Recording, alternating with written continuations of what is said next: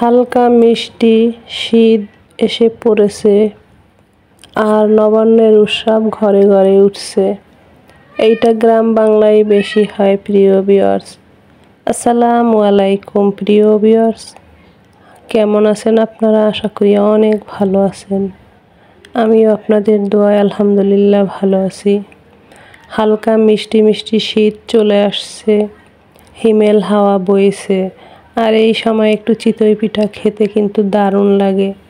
মূলত শীতের পিঠা ঘন শীতে বেশি মজা, কিন্তু হালকা হিমেল শীতেও কিন্তু হালকা পাতলা মশলায় চালের বাটা দিয়ে পিঠা খেতে দারুণ লাগে।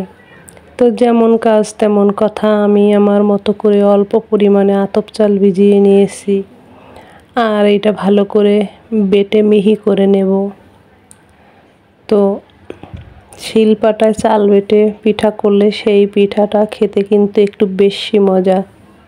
আমি চাইলে এটা মিক্সারে করতে পারতাম, কিন্তু আমার এই রকম বেটে করে পিঠা বানানো খাওয়াটা বেশি ভালো লাগে।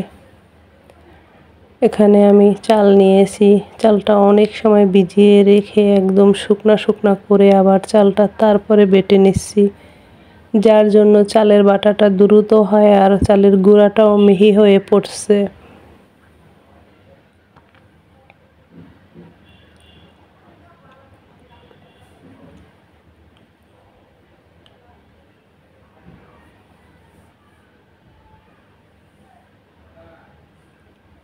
তো বেটে নিচ্ছি মিহি করে চালের বাটা। প্রিয় ভিউয়ার্স, যাদের শীতের পিঠা খেতে এরকম ভালো লাগে কমেন্টস করে জানাবেন কার কার এরকম চিতই পিঠা খেতে ভালো লাগে। আমি আশা করছি সবার ভালো লাগবে আপনাদের এই হালকা শীতে এরকম পিঠা খেতে।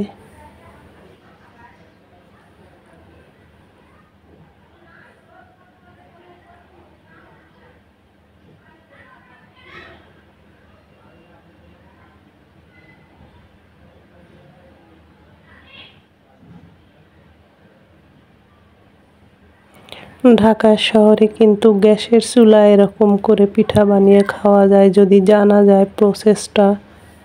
একদম সহজ, অল্প উপকরণে পিঠা বানানো যায়। গ্যাসের চুলা আর মাটির চুলায় একটু ডিফারেন্স আছে, তো তারপরেও বানিয়ে খাওয়া যায়। তো চাল তো বেটে নিয়েছি, এবার চালটা একটু চালনি দিয়ে ছেঁকে নেব, কারণ অতিরিক্ত সুজি দেওয়া যাবে না, অল্প পরিমাণ সুজি দেওয়া যাবে, তাই আমি ভালো করে চেলে নিচ্ছি।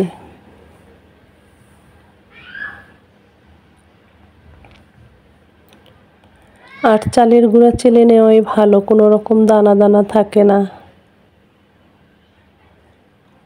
এই যে চেলে নিচ্ছি, উপরে একটু সুজি উঠবে, ওই সুজিটাই দিয়ে দেব, কিন্তু সবগুলো দিব না, কিছুটা বেটে দিব, কিছুটা এরকম আস্তা দিব।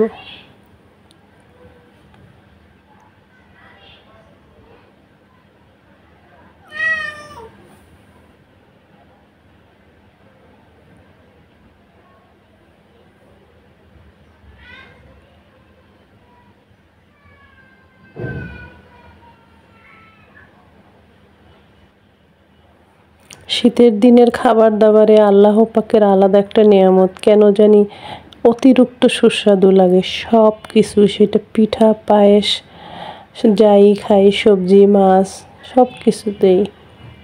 তো আমার এই গুঁড়াটা মুছে আমি দানা মানে সুজিটা বের করে নিলাম।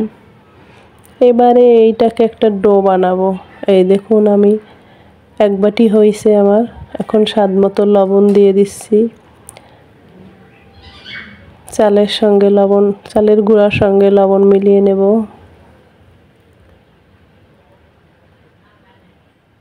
এই যে গ্লাসে কুসুম গরম পানি নিয়েছি, এই গ্লাসে 2 গ্লাস চাল আর 1 গ্লাস পানি কুসুম গরম দিয়ে ভালো করে মেখে একটা ডো বানাবো।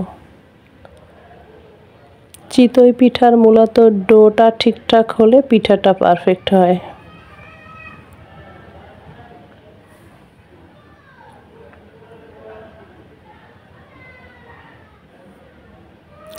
এই ডোটা লিকুইড দুধ দিয়েও করা যায়, তা আমি আমার মা দাদির মতো একদম গ্রাম বাংলার যে চিতই পিঠা হয় সেরকম করে বানাচ্ছি প্রিয় ভিউয়ার্স।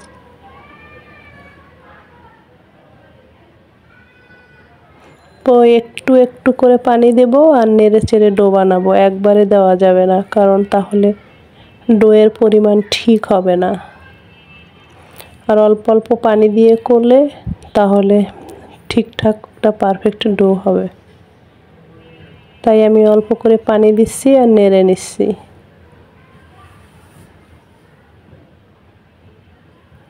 অবশ্যই কুসুম কুসুম গরম পানি দিতে হবে এই পিঠার ডো করতে।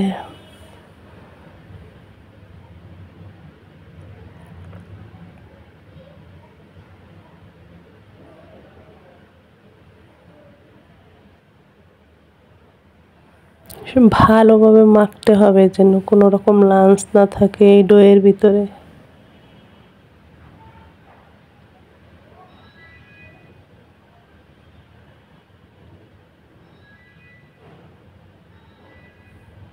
এই দেখুন আমি অনবরত করে নাড়তেছি।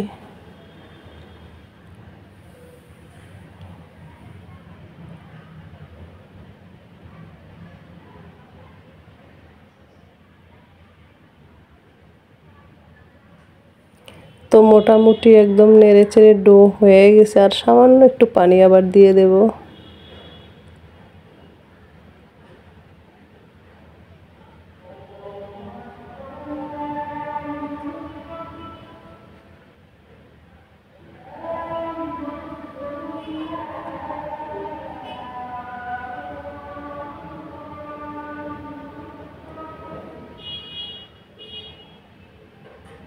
হয়ে গেছে ডো মাখানো। এবার চামিচ দিয়ে এই যে উপর দিয়ে ছেড়ে দিচ্ছি। দেখুন কত সুন্দর একদম উপর থেকে পড়ছে এভাবে। তো আমার পারফেক্ট ডো হয়ে গেছে। তারপরও আমি এটাকে ভালো করে মেখে নেব, রেস্টে রেখে দেব 10 মিনিট। একটু বেশি সময় রেস্টে রাখলে ডোটা একদম ফাইন হয়। তো যেহেতু আমি তাড়াতাড়ি করতেছি, তো এরকম করে একটু আবারও নেড়ে চেড়ে 10 থেকে 15 মিনিট রেখে দেব, তাহলেই হবে। ব্যাস হয়ে গেল ডো বানানো। এবারে অপেক্ষা করব 10 মিনিট।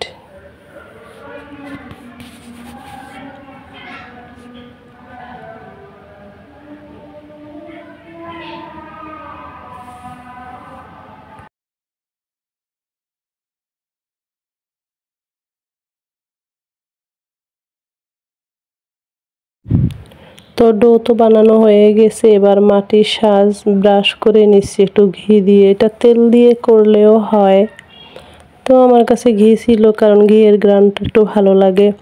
এবারে রেস্টে রেখে সেই ডো থেকে এই ছোট গোল যে চামিচগুলো এইটা দিয়ে দিয়ে দেব সাজের ভিতরে পিঠা। আর একটা কথা মনে রাখতে হবে, চিতই পিঠা চিতা জাল মানে খুব হাই হিট করে বানাতে হবে। এটা ছোটোবেলায় শুনছি যে চিতই পিঠা চিতা জাল, অনেক জাল দিতে হবে। এই যে এটা দিয়ে ঢেকে দিলাম, ঢাকনা দিয়ে জালটা বাড়িয়ে দেব একদম ফুল। তারপর যখন কিছুক্ষণ হয়ে আসবে তখন হালকা করে দেব, তাহলে পিঠাটা একটু ফুলে। যেহেতু আমি গ্যাসের চুলায় বানাচ্ছি কোনো অভিজ্ঞ লোক ছাড়াই নিজের মতো করে, তো চেষ্টা করছি একটু যেন ঠিকঠাক হয়। তো এই প্রথম হয়েও গেছে 4 পিস। এভাবে আমি সব পিঠাগুলো বানিয়ে নেব। আর ছিদ্র ছিদ্র হয়েছে, কিন্তু গ্রামের পিঠা বানালে কিন্তু খুব সুন্দর ছিদ্র ছিদ্র হয়, মাটিতে যেই চুলায় বানানো হয়।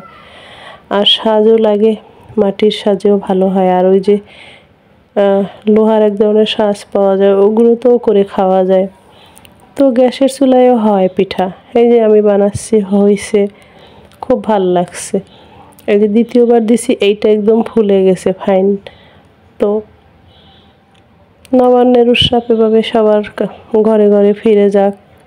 কালের বৈচিত্র্যে সব কিছু হারিয়ে যেতে বসেছে। তো এরকম হালকা হিমেল শীত আমাদের গ্রাম বাংলায় প্রতি ঘরে ঘরে এক এক দিন এক এক আইটেমের পিঠা পুলি পায়েস হবে। তো আমরা শহরে বসেও চেষ্টা করি যদি তাহলে খাওয়া যায়, একটু ধৈর্য ধরলে আর কি। এখন এই পিঠাটা আবার দুধে ভেজাবো, সেজন্য এখানে চিনি, লিকুইড দুধ, কনডেন্স মিল্ক দিয়ে ভালো করে জাল দিয়ে নিচ্ছি। আর এর ভিতরে কোনো রকম মশলা দেব না। ওই যে একটা এলাচ দানা ফেটে সেগুলো দিয়ে দেব। একদম গ্রাম বাংলার মতো করে এই পিঠাটা করছি। তো দিয়ে দিলাম, ফুটেও আসছে দুধ। চিনি গলে যাওয়ার অপেক্ষা, একটুখানি জাল দিয়ে নেব 2-3 মিনিট।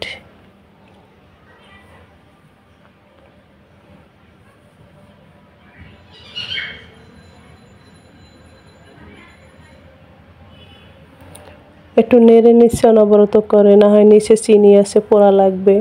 তো চিনিটা ঠিকঠাক গলে একদম ফুটে দুধ ঠিক হয়ে আসছে। এবারে পিঠাগুলো দিয়ে দেব।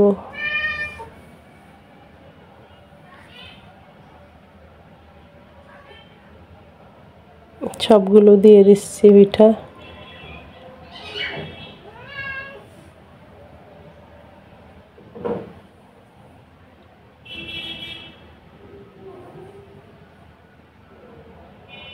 এইটা দিয়ে তারপরে আরো 2-3 মিনিট রেখে দেব জাল বন্ধ করে। গরম দুধের উপরে দিয়ে জাল বন্ধ করে ঢাকা দিয়ে রেখে দেব। তাহলে উপকরণগুলো পিঠার ভিতরে ভালোভাবে ঢুকবে। আমাদের গ্রাম বাংলায় এরকম ভিজিয়ে সারা রাত রেখে দেয়, সকালে আমরা খাইতাম। তো শহরে এরকম তাৎক্ষণিক খেতে মন চাইলে চুলায় একটু জালের পরিমাণ বাড়িয়ে একটু সময় ধরে জাল দিলে এমনিতেই নরম হয়ে যায়।